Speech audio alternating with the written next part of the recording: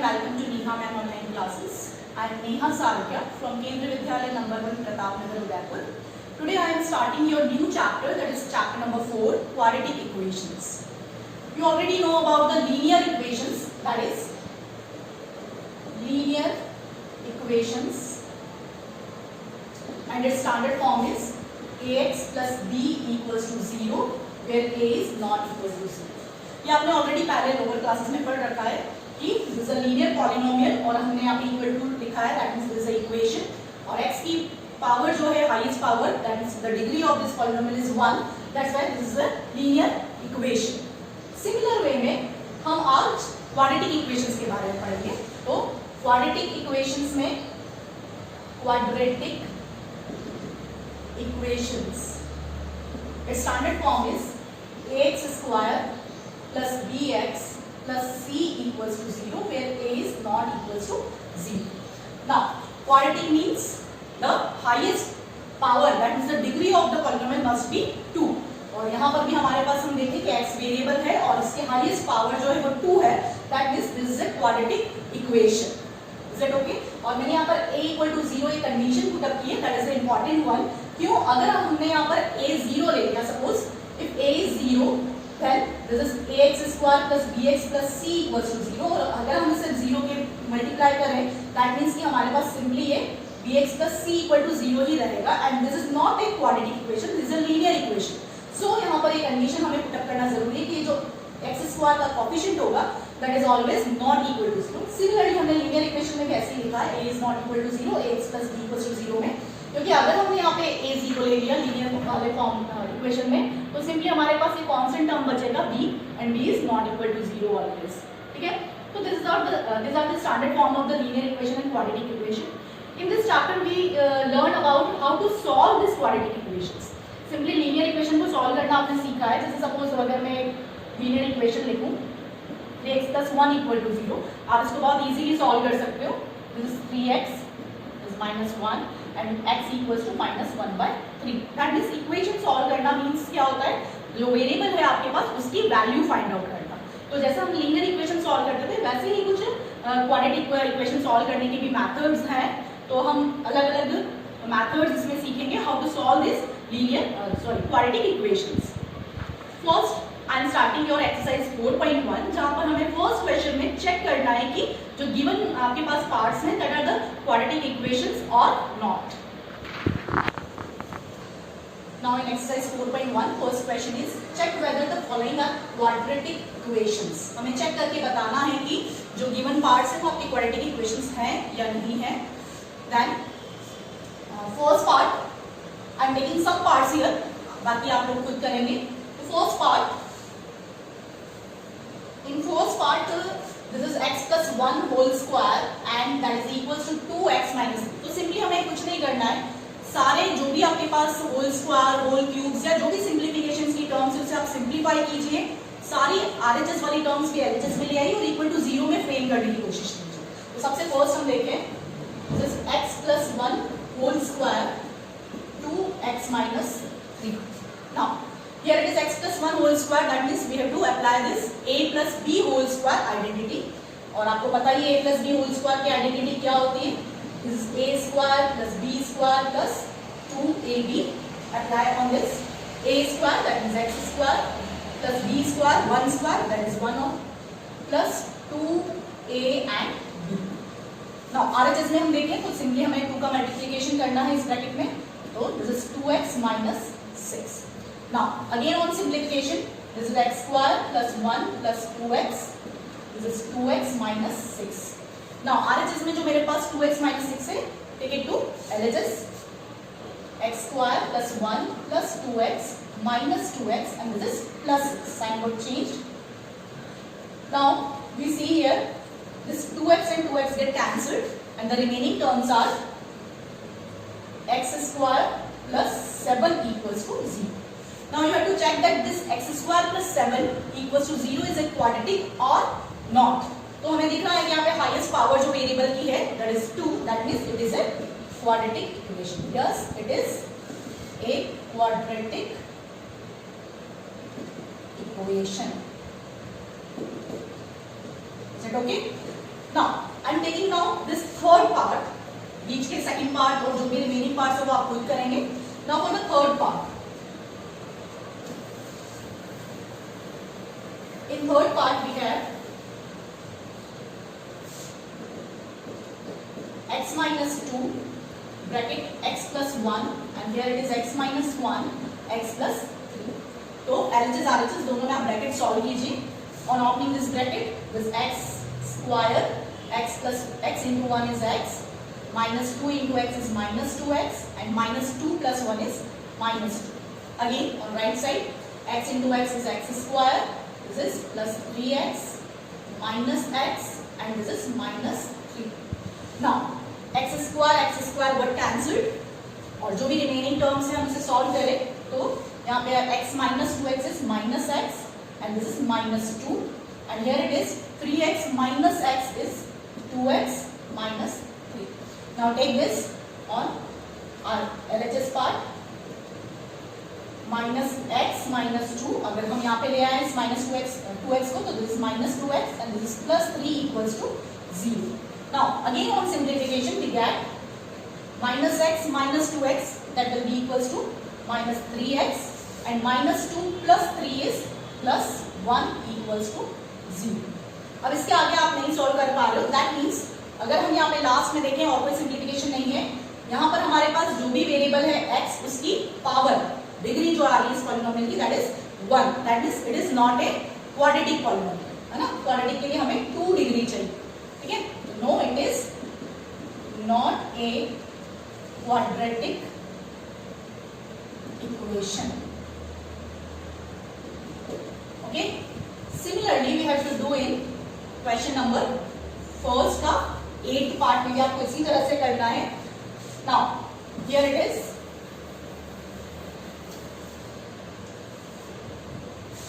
on 8th part x cube minus 4x square minus x plus 1 and we have to solve this cubic part x minus 2 whole cube. That means you have to apply the identity of a minus b whole cube. ये identities जो आपने 9th class में पढ़ी थी वो आपको अच्छे से लर्न होनी चाहिए. हर चैप्टर में कहीं कहीं आपकी ये इन्वॉल्व होती रहेगी. अब a cube minus b cube minus 3a square b plus 3ab square, ये आपकी a minus b whole cube की आइडेंटिटी है. Now apply it on this. तो a cube that means x cube minus b cube that is 2 का cube 8 then minus 3a square into b plus 3a and b square. और again simplification x cube minus 4x square minus x plus 1. यहाँ पर हम देखें तो x cube minus 8, here it is minus 6x square and it is 4 4 3s are 12x. Now on simplification we see that this x cube can cancelled and minus 4x square minus x plus 1, ये सारे terms की अगर हम उधर shift कर दें तो this is plus 8 plus 6x square minus 12x equals to 0. Again on simplification this is minus 4x square and plus 6x square, this will 2x square minus x minus 12x, this is minus 13x and this 1 plus 8 is 9. This is equals to 0. तो obviously हमें दिख रहा है x square आ रहा है, that means कि this is a quadratic equation. Yes, it is a quadratic equation. तो simply आपके पास ये 2 मार्क्स क्वेश्चन बनता है सीबीएसई बोर्ड एग्जाम्स में. तो बहुत इजी पैटर्न है, इजीली आप चेक कर सकते हो कैसे हमें क्वाड्रेटिक इक्वेशन फाइंड आउट करना है. Now our second question is to represent the following situations in quadratic equations. आपको कुछ स्टेटमेंट्स फॉर्म में क्वेश्चंस दे रखे हैं, उनको आपको रीड करके सिर्फ क्वाड्रेटिक इक्वेशन की फॉर्मेट में लिखना है. तो आई am taking it's third part. Rohan's mother is 26 year older than him. Rohan से उसकी मदर 26 ईयर्स ग्रेटर है, बड़ी है. The product of their edges 3 years from now will be 360. 3 साल बाद की दोनों की जो एजेस होंगी, जो रोहन की एज है और उसकी मदर की एज है, उनका प्रोडक्ट करें then it will be 360. We would like to find Rohan's present age. इसका क्या मीनिंग है कि हमें रोहन की प्रेजेंट एज के अकॉर्डिंग वेरिएबल सेट करना है. दैट मींस कि जो हम x वेरिएबल लेंगे वो रोहन की प्रेजेंट एज को लेकर चलेंगे. Solution, let the Rohan's present age be x years। हमने मान लिया कि रोहन की प्रेजेंट एज जो है वो x years है। तो जो फर्स्ट सेंटेंस में लिखा था कि रोहन की मदर की एज क्या होनी चाहिए, she is 26 year older than him, तो रोहन की मदर्स की एज क्या हो जाएगी, रोहन्स मदर्स प्रेजेंट एज भी क्या हो जाएगी इसकी x प्लस 26 ईयर्स, क्योंकि उसकी मदर उससे 26 ईयर्स ओल्डर। नाउ अभी इन दोनों का प्रोडक्ट नहीं करना हमें 3 इयर्स फ्रॉम नाउ, 3 साल बाद इन दोनों की क्या एजेस होगी, उनका प्रोडक्ट जो आएगा that will be 360। That means कि फर्स्ट हमें इन दोनों की 3 साल बाद की एजेस फाइंड आउट करनी है। तो आफ्टर 3 इयर्स रोहन की एज क्या होगी, रोहन्स एज विल बी, अभी x इयर्स का है, दैट मींस 3 साल बाद क्या होगा, 3 साल बड़ा हो जाएगा, दैट मींस x प्लस 3 हो जाएगा। And similarly Rohan's mother's as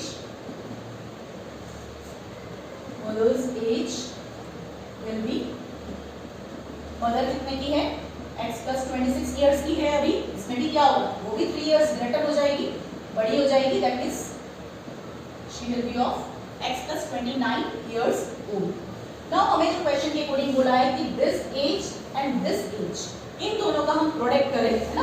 according to question क्या दिया हमें कि x प्लस 3 रोहन की age and x plus 29 this mother's age, उन दोनों का प्रोडक्ट जो आएगा that will be 360।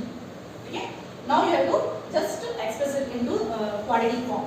So open these brackets, this x into x is x square, x into 29 is 29x, 3 into x is 3x, and this is 87, and that is equals to 360. Now on again solving, we get x square, 29 plus 3 is 32x plus 87 minus 360 equals to 0. Okay, now again we have to do one more step, 87 minus 360, this will be x square plus 32x, plus minus is minus, on subtracting this you will get, so this is our final quadratic equation जो हमें चाहिए, और इसको solve करके हम रोहन की as find out कर सकते हैं। इसको सॉल्व करने का मेथड आप आगे की वीडियोस में देखोगे, है ना। Now coming to the next part, question number second का fourth part. Now question number 2 fourth part is, a train travels a distance of 480 kilometers at a uniform speed, 480 kilometer at a uniform speed. The speed had been 8 kilometer per hour less, then it would have taken 3 hours more to cover the same distance. We need to find the speed of train. Speed of train find out करना हमें, यानी कि उसे हमें variable मान के चलना है। तो let the speed of train be x kilometre per hour. अब क्वेश्चन में क्या बोला है कि एक ट्रेन जो है वो 480 किलोमीटर डिस्टेंस कवर कर रही है किसी x kilometre per hour speed से, लेकिन अगर हम उसकी स्पीड ज्यादा कर दे, सॉरी लेस कर दे, 8 किलोमीटर पर आवर लेस कर दे ना, कम कर दे, तो ऑब्वियसली अगर स्पीड कम करोगे तो आपको टाइम ज्यादा लगेगा। तो उसी के अकॉर्डिंग यहाँ पर then it would have taken 3 hours more, speed कम की हमने तो 3 घंटे ज्यादा लग रहे हैं सेम डिस्टेंस कवर करने के लिए। तो आपको ये x फाइंड आउट करके बताना है, तो उसके लिए हमें इक्वेशन फाइंड करनी है। तो यहाँ पर हम देखें कि स्पीड टाइम का, स्पीड डिस्टेंस टाइम आपने फॉर्मूला पढ़ रखा है साइंस में भी, कि speed is equals to distance upon time, और इसी से हम टाइम का भी फॉर्मूला बना सकते हैं कि time is equals to distance upon speed. तो हम यहाँ पर टाइम से रिलेट करके इक्वेशन फॉर्मूला यूज करेंगे कि अगर हमारा 480 किलोमीटर डिस्टेंस है और स्पीड x किलोमीटर है, तो उस केस में हमारा टाइम क्या होगा, है ना, ट्रेन को जाने में कितना टाइम लगेगा। तो time taken by train, suppose ये फर्स्ट केस में हम इसको t1 मान लेते हैं, तो टाइम जो होगा वो क्या होगा, 480 distance and the speed is x, time is distance upon speed. इस फॉर्मूले से रिलेट करके हम लिख रहे हैं।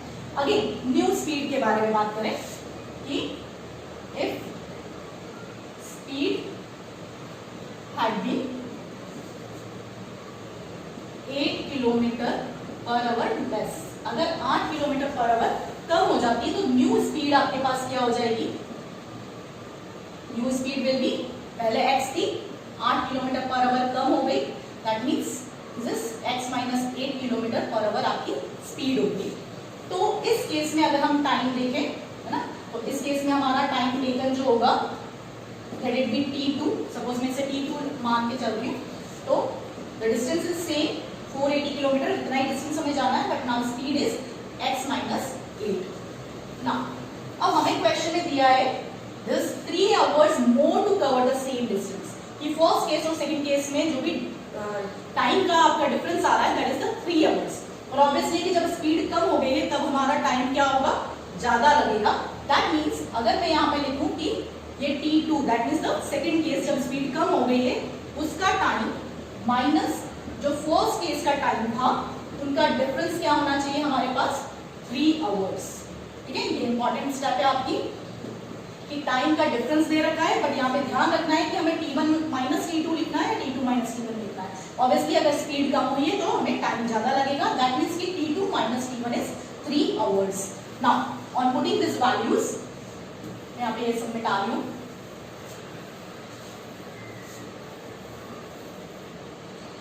we have t2 minus t1 equals to 3 hours।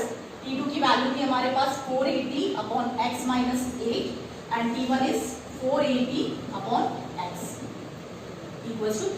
now यहाँ पर भी हमें अगर 480 कॉमन निकाल ले तो this will be x minus 1 upon x minus 8 minus 1 upon x equals to 3। again on solving 480 अगर हम LCM ले तो this will be x minus 8 into x, both the pairs will be in the LCM।